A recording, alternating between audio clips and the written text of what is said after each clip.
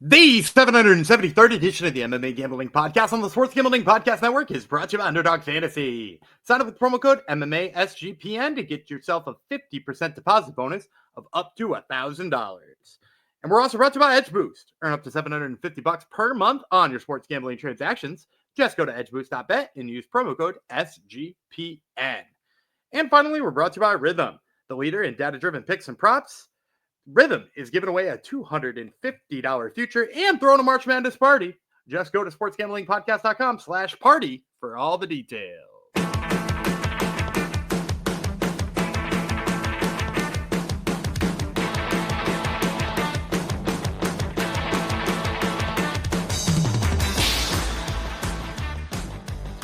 Howdy ho, DeGenerinos. Welcome to episode 773 of the MMA Gambling Podcast on the Sports Gambling Podcast Network, dedicated to the experts suck, a new friend of ours in the Discord, sportsgamblingpodcast.com/Discord. Luckily, there's no experts on this show, so Gumby and I are safe. Well, actually, I do call Gumby an expert quite often, so Gumby perhaps sucks. Some of you out there, you YouTube degenerates, think the he YouTube sucks haters. sometimes. YouTube haters, but keep it coming. Gumby loves it. I am not Gumby. I am maybe the master of ceremonies. I'm gonna direct traffic. I'm gonna throw up the alleys. Gumby's gonna throw down the oops for the Oktagon 68 episode. I would be high IQ Jeff Fox. And as I just said, Oktagon recovery, one of our favorite events, perhaps our favorite promotion in Europe. We need more people watching Oktagon, watching our episodes. So if you like Oktagon, tell a friend. Tell them they should get into it too. It's a fun spectacle. And Oktagon, you should sell out and go to UFC Fight Pass, and then more people will watch you. Right? Just sell. I don't know if more people are going to watch them. They're doing pretty darn good. I mean, I think they mostly make their money off their live events. They sell live events, huge stadiums. Yep, that would be Gumby's voice. I'm going to say hi. And this week they're running Hans Martin Schleyer Hall with an E at the end in Stuttgart Hall in Stuttgart, Germany. I don't know the capacity. I'm going to look up the capacity for that, but they pack him in, and we got a title fight at the top of this one and a bunch of German fighters. So this should be a rocking time as well. Stuttgart, Germany, as I said, March the 8th. So Saturday noon Eastern. You're gonna be multiple device in this event because we just did Cage Warriors. It starts at noon as well. KSW is Saturday as well, right? And we're doing that tomorrow. I assume there's UFC this coming week. I haven't even looked ahead yet, but yes. Yeah, there's UFC. Right? Yeah, it's a pay-per-view, man. Pay-per-view. Oh, it's just a pay-per-view. Well, at least that will be an evening thing. So anything else we covered? Everything else we've already covered, I think, like Fridays. Last week, I think are Fridays. So yeah, you guys have a busy weekend. Thursdays, I think we had some Thursday ones too. So make sure you go back and check all the regional episodes we have done in the past, 5, including this one, are all for this coming week. So thoughts on Oktagon 68, Gumby? It'll be a spectacle at the very least, right? Yeah. I'm always excited for a Will Fleury fight. And he's on a roll. Do something. He said he was, when I interviewed him a while back, he said he was trying to get as many holy fuck moments as he possibly could. I mean, going up to heavyweight and trying to win that title too would pretty much be that. So props to him for doing that. Muradov's fighting. I know he's your favorite fighter in the whole world. Yeah. My favorite actor at the very least. Yeah, at the very least. And then we've got some other weird UFC rejects that I had forgotten about for a really long time. Fighting each other. Yeah. Yeah, that's a weird ass fight. So there's lots of fun stuff on this one. Yeah. Some fights, it's almost like UFC event. We've had some fights having to get juggled around. Fighters have fallen out. New dance partners have been matched up from the remaining fighters. So if you're going off Tapology, at least as of this recording, it is not up to date, but we got all the goods for you for Oktagon 68. How are we? Should we update the people on your regional? I haven't done an update in a while. We did have a good weekend 2 weekends ago, but because there were no fights this past weekend, I haven't been in that spreadsheet even to look. So I don't. The numbers aren't off top right now. And it's going to change a lot after 5 events this weekend. You have picks out there in theory, if everything holds up, we'll have 25 picks for this one. So there could be some fluctuation. Yeah. Last week we had close to 25 too, although Fury had a bunch canceled that they didn't announce were canceled, which is kind of a bummer. Oh, really? That's nice. I remember going 2-0 on that card, which was kind of not fun. But I know it came out on top that week because I hit a pretty big underdog in there, but I don't remember overall the numbers. All right, cool. All right, usually the numbers are very good. All right, you don't even have to trust us on that. I was going to say trust us on that. Go back and watch all the regional episodes over the past few years. You shall see, or listen to them. Gumby nails his picks. All right, gear up for March. It's happening right now, so hopefully you are geared. We have merch madness with an E going on in our merch store, sportsgamblingpodcast.com/store. Promo code madness gets you 20% off in our store. Get in now before the promo code is done.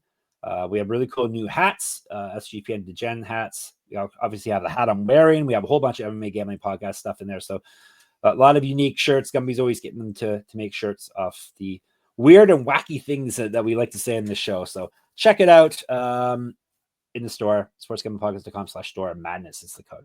All right, off to Stuttgart, Germany. Noon on Saturday. I told you where it's happening. We got 10 fights. We are breaking down. Well, actually, this is according to Tempology. I shouldn't say how many fights there are. Are there 10? There might be less. I think they're up to 11 now, but I could be wrong. I know we're covering about half of them, so you are welcome. We're starting off with Ayari and Stahl. I really should have Oktagon site. No, this one actually is on Tapology. These are the two UFC washouts that I completely forgot about both these guys. I'm like, oh yeah. Andreas Stahl had a terrible lineup when he was in the UFC. Do you know who he fought in his 2 UFC fights? Let the people know. He fought Gilbert Burns and then Santiago Ponzinibbio and then was released. Yeah, that's rough, eh? It was a long time ago. So those guys were in their prime as well. It was quite a few years back, I think, too. So it's not like those fighters are still good now. It was during the big Ponzinibbio run, which some people might not even realize happened anymore. Yeah, he still wins fights on occasion. No, but then, I mean that big run he had where we thought he was a title challenger. Yeah. Like it happened. Ayari, not quite as good a run. Darren Till, Stevie Ray, Luigi Vendramini. He beat Jim Wallhead. So he beat Stevie Ray too. They didn't give him that fight, but like I would imagine if you went on MMA decisions, he won that fight. Only Gumby remembers. He's the only one that remembers that fight, and it wants to fight you on the actual results of it. So there you go. Jessin Ayari. He is from Germany. He's fighting Andreas Stahl. He is from Sweden. We just told you about both men pretty much already. Stahl has I don't usually pay attention to people's tattoos. He has very intricate tattoos. No, he's not the guy I'm picking up. There's another guy he has a lot of tattoos. His looks like someone scribbled on him, but no, there's some like portraits on people's bodies coming up. So don't tell him I said that about the scribbling, because I'm pretty sure he would. I don't think I would. You're not going to talk to him? Okay, good. 3 5-minute rounds. Let's break it down. These guys are 170. We're different weight classes, so he can't fight me. And we do have odds. No guessing today. Abacus is Ayari's name. 17-6, 4 knockouts, 8 submissions. He's been knocked out 3 times, submitted once. This is his debut in Oktagon. He's gone 1-3 over his last 4, but he did win his last fight via TKO. He's not lost since October 2020. He has not been very active. That means multiple regional championships on his mantle. Finally, I can say it again. Correct. Get the shirt. sportsgamblingpodcast.com/store. Madness is your code. He went 1-3 in the UFC, as I detailed. Used to fight at 155. 2009 pro MMA debut. 4 years younger than Stahl. An inch of reach on him. Plus 120. Real steel Stahl. 17-5. 7 knockouts. 1 submission. He's been knocked out twice. Submitted once. This is his Octagon debut as well. He's won 4 straight. He's not lost since June of 2022. He as well has multiple regional championships on his mantle. Correct. Get our shirt, get our merch, sportsgamblingpodcast.com/store. Madness is your code. He went 0-2 in the UFC, as Gumby let you know. 2009 pro MMA debut, just like Ayari, minus 163. So while you were reading that, I looked up MMA decisions on Jessin Ayari versus Stevie Ray. 12 people scored the fight. 10 of them scored him for Jessin Ayari. 1 scored it for Stevie Ray. And 4 scored it 30-27 for Jessin Ayari. So yeah, my memory served me correct. Yeah, Jessin Ayari should have beaten Stevie Ray, which, by the way, would be a hell of a win in the UFC. Stevie Ray had a fairly good run too. And that's part of why I like Jessin Ayari here too. Nice after his time, little underdog play here. After his time in the UFC, where he did drop his last 3 fights and was released, he took some time away. He's very clearly put work into his strength and conditioning. He's like a little bulkier now. And his game plan seems to have changed a little bit. He's a little bit more plotting in the way he moves forward, but he does just kind of like march forward and force you to brawl with him no matter what. And so I like that about him. And then in addition to that, his takedown defense looks really good. And again, like he's always kind of had some takedowns, inside trip type stuff and body lock type stuff. But like he uses that too to defend and to like get himself back to striking range so he can march you down and throw the hands again. And if you watch Stahl in his last couple of fights, man, he has gotten tagged really quickly early in the fight. Like I watched him fight. I want to say it was the guy was like 3-3 was the record they read on the broadcast. And that dude tagged him with a couple of shots real quick on the feet and immediately forced him to start grappling. And for me, the problem with that is I don't know that he'll be able to grapple Ayari. I think Ayari is the better grappler here. I think he's the better wrestler here. And if Stahl is just like that hittable, that even people who are, perhaps not particularly great strikers are tagging him on the feet, I think this like new improved version of Ayari should be able to do the exact same thing. So I'll take Jessin Ayari here as a slight dog. You don't want to be hittable when you're fought 22 times and you're getting up there. So not a good idea to start eating a whole bunch of shots. So, all right, we got a dog right out the gate. That's beautiful. Germany versus Ghana in the next fight. That's something I don't think we've ever broken down. Ghana or Ireland? It's Ghana, but it's Ireland too. Yeah. Dennis Frimpong he trains. Is he an SPG guy? No, I think he cross trains with Manchester top team right now. Yeah, and Dublin Combat Academy. Yeah, yes, Manchester and Dublin is where he is. Not Manchester, Ghana, Dublin, Ghana. No. Anyhow, he at least in topology he has the Ghanaian flag. He's fighting Robin Frank from Germany. 3 5-minute rounds, 155. And let me tell you about Frimpong first. He is Denis the Menace. He's 4-2 with 1 knockout. He's been submitted once. He has some finishes here. 4-1 in Oktagon. He's won 2 straight. He's fight at 170. 0-1 is a pro grappler. 2 inches taller than Frank, plus 105. Frank is 5-0. 2 knockouts, 1 submission. He's a regional champ. He's fight at 170. 4 years younger than Frimpong, minus 138. I'm going to go dog out the gate. I'm going to take Frimpong here. The bottom line is there's not a lot to separate out these two in terms of their style, in terms of what they're trying to do, in terms of their skills. Both of them, like lower hand, rangy type kickboxers who just want to throw from distance. Both of them got kind of a mean head kick. Both of them kind of have surprising power for their wiry frames. The only thing that I'm using to separate them out is like Frimpong has made it work against good fighters.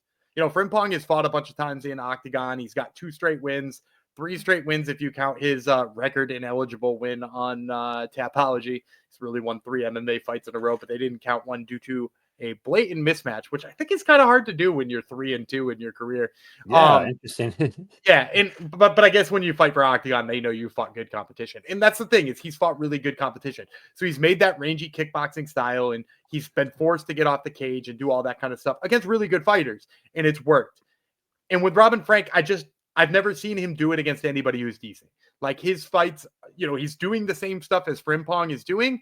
He's just doing them against much worse fighters. And then when you add in that he's a little bit shorter, a little bit less reach, and he's going to basically play into the exact kind of fight that Frimpong wants, it's hard for me to come around on him being a almost negative 140 favorite. I can get dog money on a guy who's a little bit taller, a little bit more polished, has fought at a little bit better of a level, and has, some height and reach. I like Frimpong then.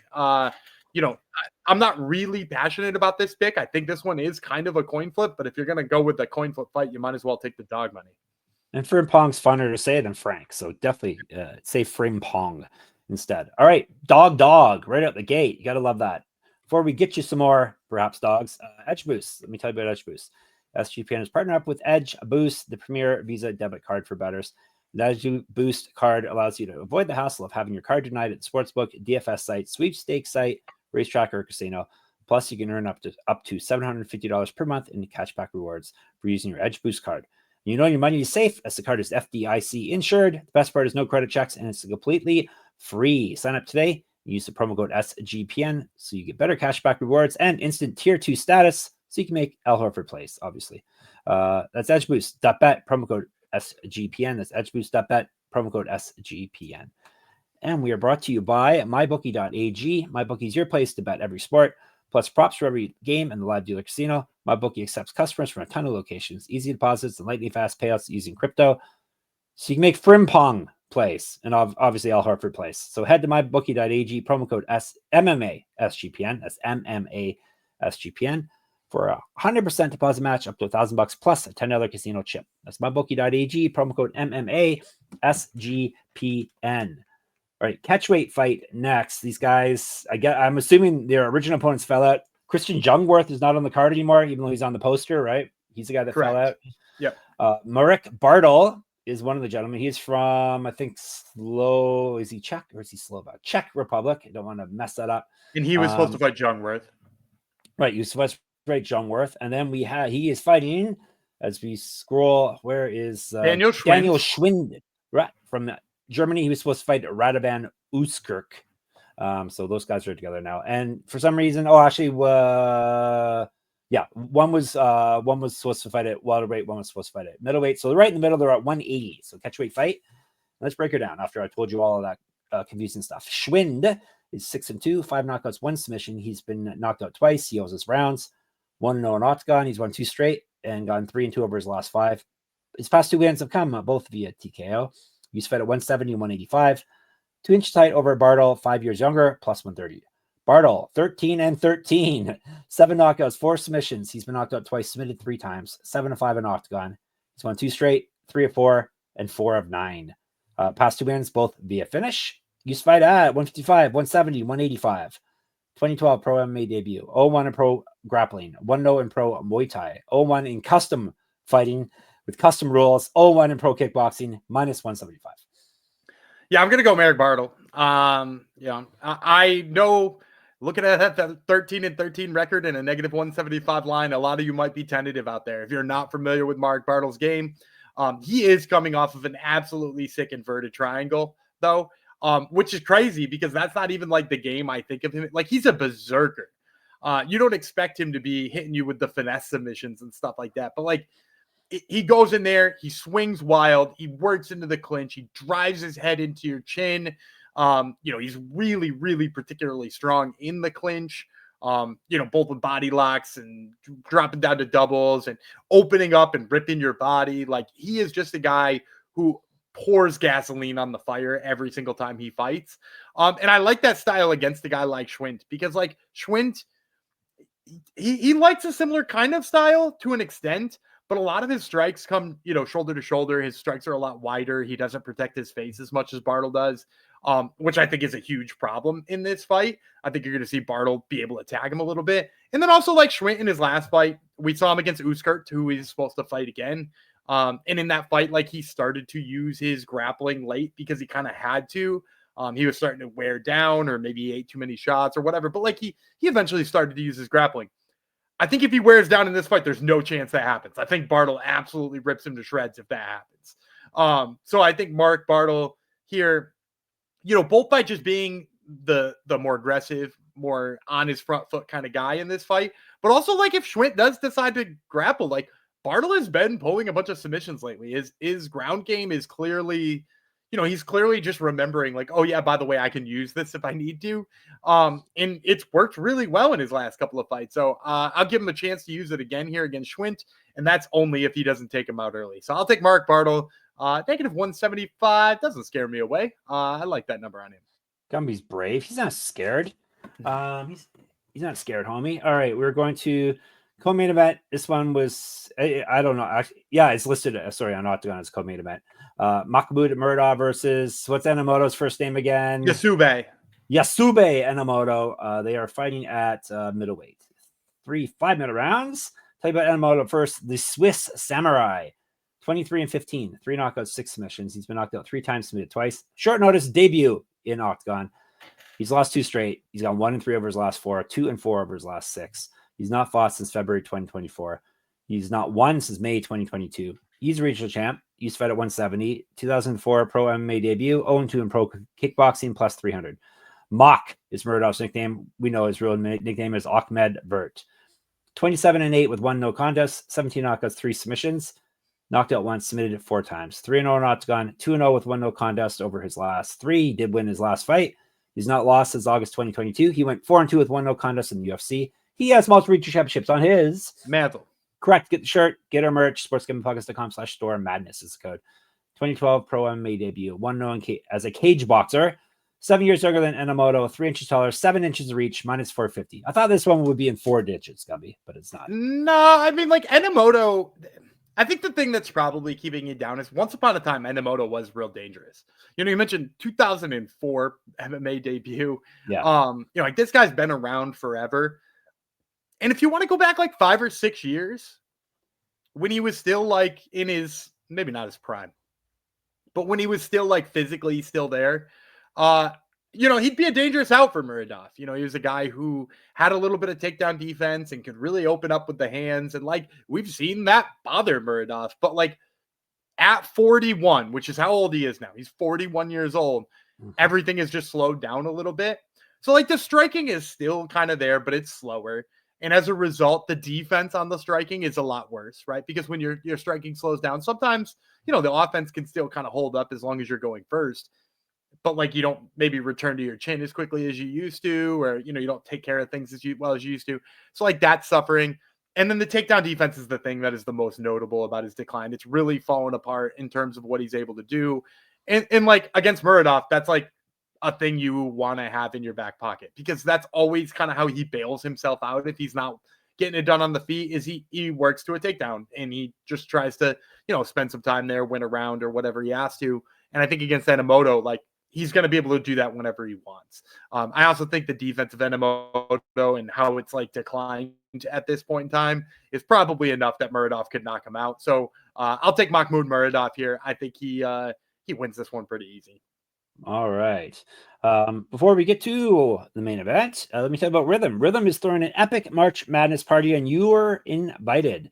All Rhythm users are invited to a first 4 watch party Wednesday, March the 19th at the awesome Stadium Swim at Circa Las Vegas. Free drinks, plus you get to hang out with the guys from the Sports Gambling Podcast and the College Experience. It gets better. Rhythm is also giving away a $250 March Madness future for one random lucky Rhythm user. Even if you can't make the party, you can still enter the contest for the future bet. So sign up for your 7-day free trial at sportsgamblingpodcast.com/rhythm, RITHMM, and come by and use Rhythm to help fill out your bracket and make some bets while you are there. Free party plus a chance at a $250 future bet. Go to sportsgamblingpodcast.com/party for more details. sportsgamblingpodcast.com/party. Underdog Fantasy, NBA, NHL, college basketball, whatever your sport, you can cash in big with Underdog Fantasy Pick'em. Underdog is offering a Luka Doncic discount for every Lakers game for the rest of the regular season. Also for football diehards, Pick'em projections for select players, 40-yard dash times during this week's NFL Combine. Gumby, you have a play for the people. Sure. On Monday, the Hornets are playing the Warriors, who are absolutely terrible down low. So we're going to play the higher than on Mark Williams' rebounds. The guy is pulling down an insane amount of rebounds lately. And with, what is it, Draymond Green playing center? I think he should have no problem getting plenty here. Yep. Back on the, he's supposed to be on the Lakers, but they rescinded the trade. He's back on the Hornets. I bet he's thrilled about being on Charlotte. Sign up for their code at Underdog Fantasy, MMA SGPN. You claim your special pick and first time deposit offer up to $1,000 in bonus credits. That's UnderdogFantasy.com, promo code MMA SGPN. Now to our main event. He doesn't feel like he should have failed that physical. He looks just fine. Yes, yeah. Sounds like I think the Lakers had buyer's remorse after everyone was donking on how much they gave up for him. I think it may have been the issue here. All right, main event is for the vacant Oktagon Heavyweight Championship. Gumby. Oh yeah, we know why it's vacant. Yeah, tell people. It's a funny story. Yeah, the Oktagon champ, Moil, he threw his title at Todev right before their rematch. It hit the owner in the head. He needed stitches, and there was no apology given, so there was a release. Or no, they tried to fine him, and he said, I won't pay that fine. It's insulting, and he dropped out of the fight and was promptly released. There you go. Perfect. So Lazar Todev, the one half of the belt throwing incident, he is up against Will Fleury for the vacant title. Todev is from Bulgaria. Fleury is from Ireland. 5-5 rounds, 265. Let me tell you about Todev first. He is the Punisher. 11-6, 8 knockouts, 1 submission. He's been submitted once. 3-1 in Oktagon. He's won 2 straight and 9 of 10. Both his past 2 wins have come via TKO. 2014 Pro MMA debut. 2-2 in pro kickboxing, 6 years younger than Fleury, plus 130. Fleury, 14-3 with 1 no contest, 3 knockouts, 4 submissions. He's been knocked out once, submitted once, 3-0 on Oktagon. He is the light heavyweight champion currently. He's won 3 straight and gotten 7-0 with 1 no contest over his last 8. He's not lost a fight since June 2020. He was a regional champ. He went 4-2 in Bellator, 1-0 with 1 no contest in PFL. That was from a drug test failure. The no contest used to fight at 185, an inch of height over Todev, minus 175. So he's jumping up 2 weight classes from his original middleweight. Yeah, but he's been fighting light heavyweight for pretty much since he left PFL. And I'm going to go with Will Fleury here. I think the bottom line here is that Todev is a guy, sort of leaves his hands down low, really wants to slug it out with you. And Fleury is a guy who hurts people. He's been turning the lights off of everybody. I mean, with the exception of his last fight, which I don't know what he could have done to get the knockout there. He landed that knee, and I thought for sure that was going to be the end of it. And somehow just hung on. So, Will Fleury is a guy who hurts people, who, leave themselves open to shots like that. I think Todev is too easy to hit. He's too slow for a guy like Will Fleury. I don't know how big the weight difference is going to be because Fleury's kind of bulked up. So I think, he's probably going to be 235, 240 anyway. And then we'll have a massive speed advantage. And then on top of that, we've kind of seen his wrestling plays way up right now. He looks so good wrestling in that light heavyweight title fight. And I wouldn't be surprised if he tried to mix it in here just to keep Todev on his feet. So, or on his toes rather. So I'll take Will Fleury. I think I'm kind of surprised to see him this big of a favorite going up in weight, but that just shows you how much people are jacked up about this guy in Oktagon right now. All right. You are set. It's a recap, and then we're going to get you bonus plays. So you're not actually set yet. He's got Fleury. He's got Muradov.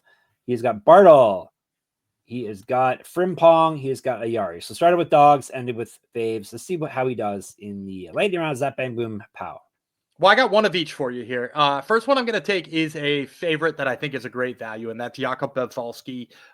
He's only 22 years old, absolutely crazy power in the hands, very quick, and it seems like every single time we see this dude in the cage, he just gets a little bit better. And that can kind of be expected from a 22-year-old prospect. But Jakub Bedfalski is the one who I really like here. And then the other one I like, Slight Dog. Bedfalski, by the way, negative 163, because we do have lines here, so I might as well drop them. And then the underdog I like is Elvis Silva, a guy coming over from Brazil. He's betting off at plus 120.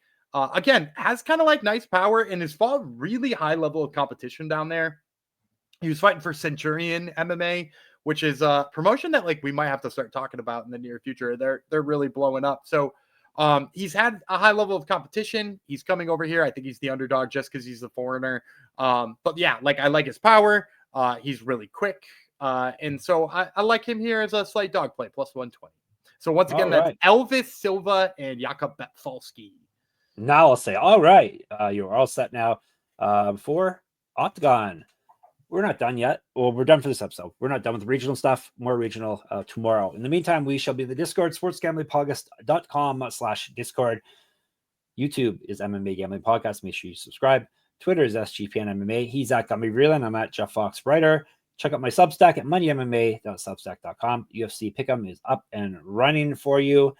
Gumby's got Top Turtle MMA podcast where he interviews interesting fighters, sometimes coaches, usually fighters, sometimes promoters.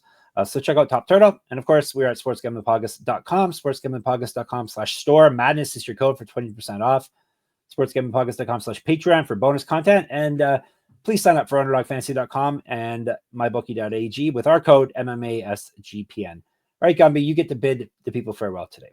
All right, I'm David Gumby Freeland. He's Jeff Ahmed Fox, and we will see you tomorrow.